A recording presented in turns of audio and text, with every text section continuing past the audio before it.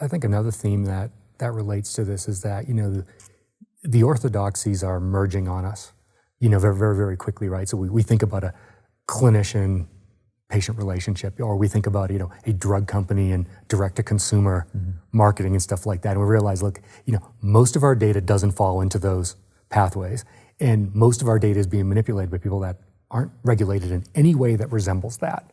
And so now it's almost like health is almost a little bit hindered and disadvantaged compared to the way a lot of people are working digitally with consumers.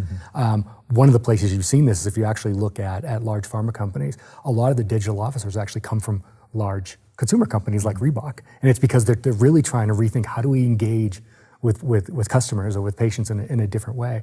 And it's just blurring the fact that you're carrying your phone around. It could be measuring your 6-minute walk, every walk, whether you know it's doing that or not.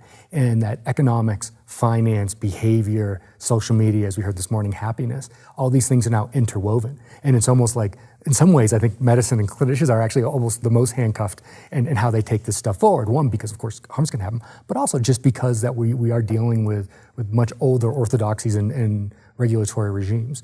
And some of the stuff that Andy brought up, there is this whole pre-market versus post-market, using informed consent, for example. We get in the post-market world, we're used to getting these, like, you acknowledge this agreement.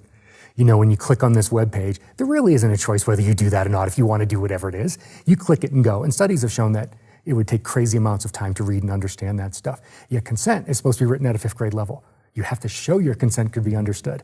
So these different regimes of things, and I'm not saying one's better or worse, I'm saying you're getting these different forces that are building up, and medicine is being pressured by this.